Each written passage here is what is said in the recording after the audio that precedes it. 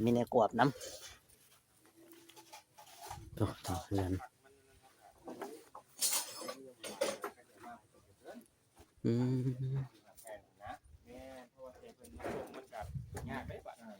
ไม่รับแทนขึ้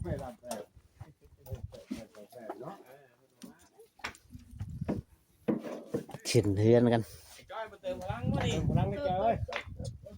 เติมพลังได้ทั้งนี้ขึ้นรถมาเลยนี่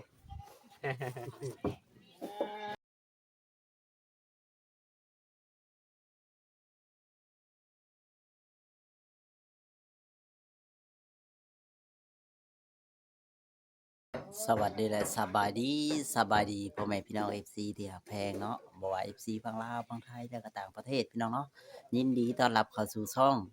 พอน้องปาล์มชาแนลอีกแล้วพ่อแม่พี่น้องวันนี้มาพอน้องปาล์มชาแนลก็สิมาเบิ่งเพื่อนป้าวอนพี่น้องเนาะสร้างเพิ่นดำเนินการฮอดใส่แล้วพ่อแม่พี่น้องเนาะหลังจากพอน้องปาล์มก็บ่ได้เข้ามาก็ถือว่าหลายมื้อเติบอยู่ได้พี่น้องเนาะเพราะว่ามาแน่บ่ได้มาแน่แหละเนาะก็เว้นมือมาพี่น้องเนาะจังไดก็ฝากพ่อแม่พี่น้องกดไลค์กดแชร์กดติดตามให้กำลังใจพ่อน้องปาล์มหน่อยเด้อพ่อแม่พี่น้องลงคลิปไปก็บ่มีคนเบิ่งเลยพี่น้องเอ้ยช่องพ่อน้องปาล์มนี่ซะบ่ซะมีเด้อพี่น้องเนาะบ่ฮู้ว่าเป็นจังได๋ FC บ่เห็นบ่หรือว่าจังไดพี่น้องปะบ่เว้าหลายใจห่างไปพบพ่อนํกันเลยไปเบิ่งทางเฮือนทางศาลเพิ่นเลยพี่น้องเนาะทางเฮือนป้าวอนปะพี่น้องเอ้ยโอ้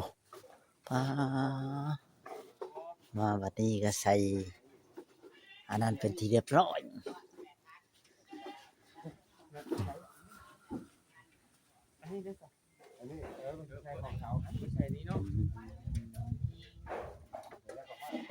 บันไดบ่นี่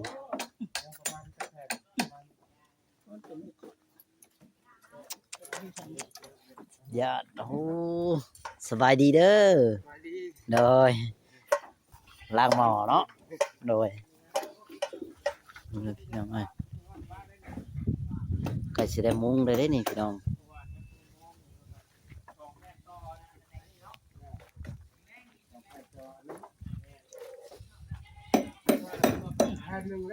อันนี้ก็เอามาเลยพี่น้องเลยแทนหนึ่งแทนได้เบาลีลาซื้อเนาะโรซิ่งโอ้ผลได้ซื้อโรซิ่งมาแล้วพี่น้องแผ่นหนึ่งอะไรได้โอ้แผ่นยาวแผ่นสั้น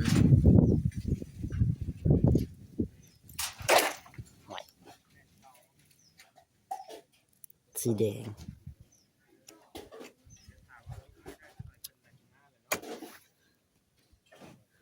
โอ้เท่าไรได้เนาะจะมีในกวบน้ำโอ้ต่อเพื่อนอืม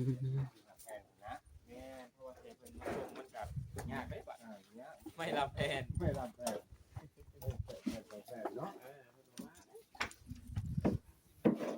ึ้นเพื่อนกันจ้อยมาเติมพลังวะนี่พลังไม่เจอ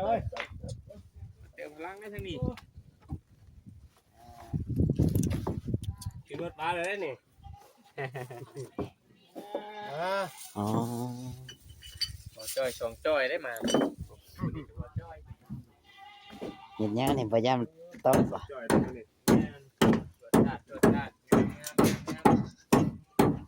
คือตำแทน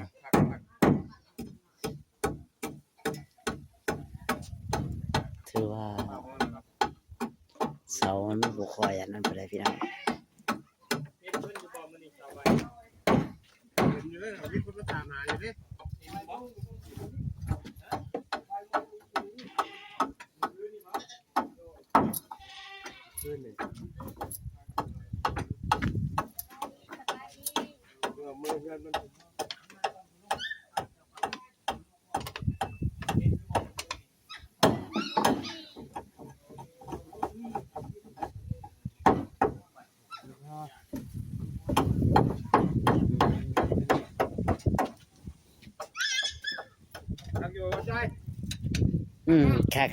คัก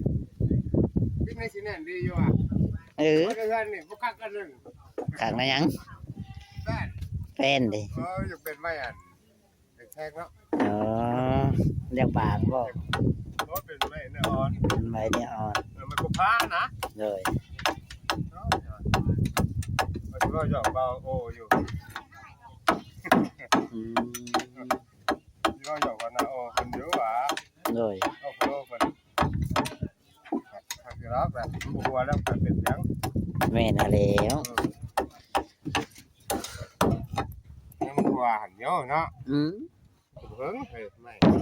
มันบัวก็โย จำสิใช่เด้ ใช่ถ้ามันบัวหวะ อืม มันก็บัวได้เดี๋ยวเรียกขับขับเนาะ แม่น่ะแล้ว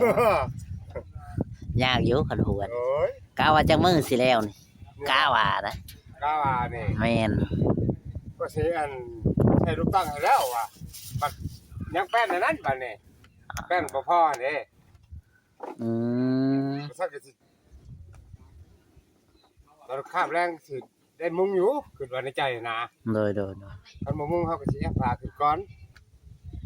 ครับวันนี้สิไปเพื่อสิไปงะแป้นออกมาบัด แม่น คั หั่ น น เสร็จเพิ่นมาส่งบัดเป็น3แผ่น ยาก จะว่าไหน ยากอีกเนาะ เพิ่นก็สิขึ้นงอมาส่งนะแป้น3แผ่น แม่น่ะแล้วเป็นมัน3แพร่ ขึ้นงอมาส่งเนาะแป้น3แผ่น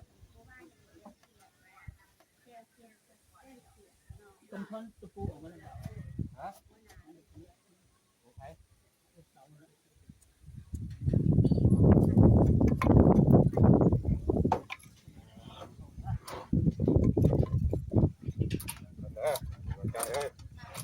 อืม ท่านสิตอบก่อนว่าด้านอันนั้นเนาะ ยันวัน เรื่ ผิ อง ด ว่าใจอัน ได้ ห้า จ้ะ สิบบาทอันนี้พอมันสวด อ๋อ สิบบาทลงวันนี้ว่า ถุยลงให้มันเนาะให้มันเสมอ ให้มันเสาว่าเสาสวดออกแบบนี้ อืม มันเสาขดเลย แม่นมันเด็ก แล้วครับสิบบาทต้องมาใส่ตัวนี้พอเห็นแป้นมันด้วยมานะ โดย วันนี้เขาเอาแป้นมาตำตัวนี้ อืมมันสิดูบ่เรียบเนาะ ตรงไว้ขดเป็นโกลกเป็นนะใส่เนื้อที่จะปาดนั่นแหละ อืม คือจะเอาปาดมันก่อนนะเอาแล้วก็ปาดทางเช้าพูดนะ อืมตัวกลางนี่บ่ได้ปาดบ่ ปาดดอกวิทย์แล้ว ตัวเขา2ลิตรเนาะ วิทย์แล้วต่าง โอ้เพราะว่ามันสวดออกมา ช่วยได้ก่อน นี่มันสวดออกมา ไปทางเช้า มันก็สิดุ้งออกมันก็สิบ่งามเนาะคือว่า เดี๋ยวเอาลำเช้าไปเป็นเช้าเลย โดยอืมปาดเอาคือแบบนี้พี่น้อง ปาดออกแบบนี้นะผมวิทย์วันนี้แป้งลงสิว่าที่ จ้าอืม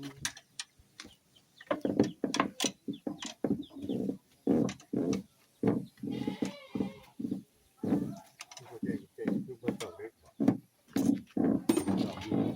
อ่ะมันคือเป็นอันนี้ ตกเลยลุกลง เออเนี่ยเอามัน ลุกมาแล้ว ก็เป็นบอลเดียวนะมั้งบอลอื่นก็บอลได้ปานไหนละบอลอื่นก็แน่นหนาอยู่จำมันได้น้อยเดียวนะ ตกเป็นคนแบบลุกลง เออ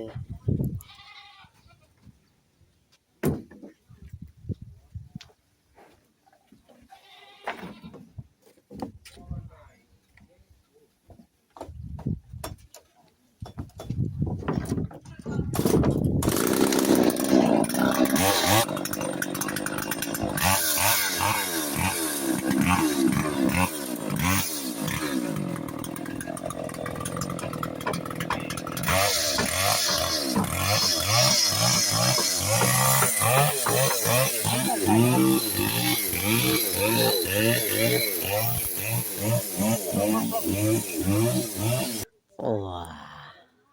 แล้วอันละเบิดนี่เล็กซี่กับเบิดแล้วนี่ ไม่ได้แน่หมด อันนี้กินตัวนี้ กินประเด็นน้ำมันบ่เที่ยงมันสิชักเขาได้นะจะเสียจะได้มัน กีดกันเลยคัน ทางกายดาบไปทุ่นแบบ มันกลายบ่ได้เด้มันเป็นโซ่ซอยกลายบ่ได้โซ่กันว่า ถ้าจะขึ้นถ้าเอาแนวมางอยเดลงที่บ่ได้ปะ บ่ได้โซ่มันลงแห้งเลยแถวหักแล้วตั้งคนเรือเข้าไปเรือให้มันเชือกหลอดโอ้เนี่ยปลาเดียวน้อยเดียว สบายดี สวัสดี ด้นจังมาจอบชื่อเลขเด้อมานี่ นี่หยังล่ะ หอย หอย หอยกับหนูสองอย่าง เวนหอยกับหนูทันบ่เอาจังมาบอกลูกบอกหลานนี่ บอกได้แต่คำนั้น โอ้ได้ตัวเด็ดมาแต่ใส่เด้บาทนี่ มือนั้นคุมบ่ให้บ่นะเอาละแม่12 5 2 9 2เอาละแม่ กล่องละ2,000กีบเนาะลองเบิ่งเนาะว่าจะเนาะ อืม เอาละ2,000กีบว่าพวกนั้นก็บ่มีบาทนี่ว่าบ่มีไผมาขายเดี๋ยวยังมาบ่จักติว่า ลองเบิ่งซะนะเปาว่าใช่เลขนี่หวย หมูหอยกับหนูเนาะ เอ้ย เพราะว่าคือดิข่อยพันเห็นกกเสาเฮือนข่อยคูณในเฮือนข่อย โอ้ เมื่อนั้นข่อยพันก็ข่อยแบกกกเสาเฮือนคนนี้6กก9กกข่อยแบกหมดแบกเบิดแล้ววันนี้เจ้าว่าได้ใดแล้วพลังแล้วมาดูดแก้มข่อยหอมแก้มข่อยนี่ ว่าเจ้าน่ะเก่ง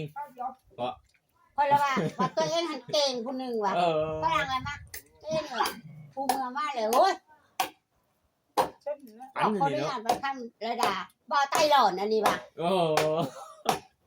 เที่ยงเราคอยนอนอยู่เอาคอยทันตัวเองว่ะ เออ ว่าจะซื้อกันเด้อห้อยเลยหนูเหมือน เอาลองเบิ่งซะนะพี่น้องไอ้เนาะ ขึ้นโกกระพันคนแบกเสากลางแบกเสากลางคนในลูกทำเป็นรักหา อืม ทำเป็นรักหากันแล้วคนในลูกแบบนี้แหละลูกโอ้ยทำมางานเสร็จดีว่ะ โดย มีผู้ใหญ่คนหนึ่งแล้วว่าจะเอา ก็ โล บ่ได้ กอ่ะ ซื้อกับข้าวมาไว้ให้เพิ่นกินครับมีแต่ไข่กับหมี่นั่นเนาะซื้อกับมาวานนี่ก็ได้เอาเดี๋ยวสิเอาเงินนั่นให้เอ้ยจูลี่เพิ่นนี่แหละเนาะไว้ให้เจ้าซื้อกับข้าวไว้กินอ่า โอ้ยกรรมกรเพิ่นบ่มีคงกินมื้อนี้ ตอนเล่นสิพากันกินหยังล่ะบัด นี่ ต้มไก่ยังน้อยเดียว ต้มไก่เนาะ โดย โอ้ มื้ออื่นเข้าหันบ่มีในปานมื้ออื่นเข้าหันแล้วไปตลาดเชโนนี่ตลาดอันนี้นะตลาดถาเชโน เออ ไปซื้อของกินมาเฮ็ดให้เขากิน ขามือดอก งัวน่ะบ่ค่ะ ช่องหา โอ้ ขายในเฮือนเขา โดยอ่ะเอาซะนะเด้อพ่อลุง300,000เนาะ โดย ครับสมมติว่าอันซีนพี่น้องเนาะก็ได้อยู่2โล เออ โลละ150,000 เพิ่นให้เว้ากินนี่โอ้ยนอนเพลียดิน้องเอ้ยเอาใจเย็น เอ่อ พอเที่ยแล้วว่า บางเทื่อพากันกินบางเทื่อเฮามาสวยแต่ก็เฮ็ดอันนั้นน่ะนะเจ้าพากันเฮ็ดกินโลดบางเทื่อเฮาบ่ได้มากินน้ำดอกบางเทื่อหั่นนะ โดย แสนก็เป็นเงินทางเงินจูลี่นั่นแหละไปซื้อกับพุงกับข้าวกับน้ำเนาะ โดย เอามีแต่ว่าเฮาสิไปเบิ่งสบายกันเด้อเด้อ โดย แต่ว่าเฮาสิแวะมาบอกเจ้ามื้อนี้แหละว่าเอาไป เจ้าจะว่าเอาไป แม่นเฮามาบอกให้เจ้านี่แหละบอกคุณลุงก่อนแวะ ไป บอก ซื้อ คุณ เค ลุ รื่อง งก่อน นมเครื่องคือไปบุญธาตุ พาล้านจะไป ไป แน่ ดอก เพิ่นก็ขึ้นปั๊บ เพราะว่าเอาเล่นนัดกับอันสาวแหล่บ่น้อยไว้แต่มื้อวานนี่พอมื้อวานนี่เพิ่นคาเวียเพิ่นไทยเพื่อนเพิ่นว่าหั่นนะแต่มื้ออื่นได้บ่แต่เช้านะ เห็น ว่า ว่า แหละเนาะซอยกันร่วมมือกัน ดูว่าจะพาทางพุ่นเข้ากันอยู่บ่เห็นบ่ใช่ เคยเห็นอยู่เคยเห็นแต่ยังบ่ได้เข้ากันหรอก ไปเล่นเขาแหล่เห็นอยู่เขาไป อืม เจ้านั่นออกมา โอ้พอแล้ว แม่นต้องพ่อแหละเราต้องอยู่เพื่อนนอนเพื่อนนั่นแหละเมื่อ ห้ คื อง น บ่ายโมงถึง2 โมง บ่ไปบ่ไปนั่นว่าบ่ไป โอ้ยใครอยู่ซะแต่ว่าบางเทื่ ลุ อง นี่ ว่า ก็ เอาว่าประหมบ่อยู่เพื่อนก็มี บางเทื่อเราเว้าบัดเราค่อยเว้าค่อยหยังก็ไปตาอีตุนเนาะอยู่ได้ครับแต่ว่า มัน พลิกไปใหม่ เรา มั เว้าน เว้า บ่รู้เรื่องปานใด ถื บางเทื่อนะ เอาคนซื้อบ้านน่ะเสร็จเนี่ย อ้ายเฮาว่าเห็นแล้วยังนะ ทิ่มบัดอันสิไปผากเราบัดเฮาสิมาปะเราสิห้องน้ำหลังจังซี่อีต้นเนาะโอ้ยเราคิดว่าเขาเอาเราไปปิ้นไปปัวเนาะคุณลุงเนาะ อืม เอาสบายดีอยู่ดีมีแฮงครับ สบายดีสบายดีโดย ได้คุณยายใจดีคือจะดีแล้วบุญแยงลูกหลานให้เบิ่งยังแหละให้เป็นบุคคลให้หมดขน้อยจ้า โอ้ยเนาะแต่นี่มันสวยขนาด โอเคพี่น้องเนาะ กินฮอดอยู่บ่แม่ป้ากินฮอดอยู่โอ้ยดีใจแล้ว เอากระเป๋าใหญ่พายไปใช่น่ะ เอาเครื่องมือ มีคนกินฮอดดีใจแล้วโอ้ย โอเคพี่น้องคลิปนี้ก็สิบ่มีหยังหลายฝากกดไลค์กดแชร์กดติดตามให้หน่อยเด้อพี่น้องคือเก่า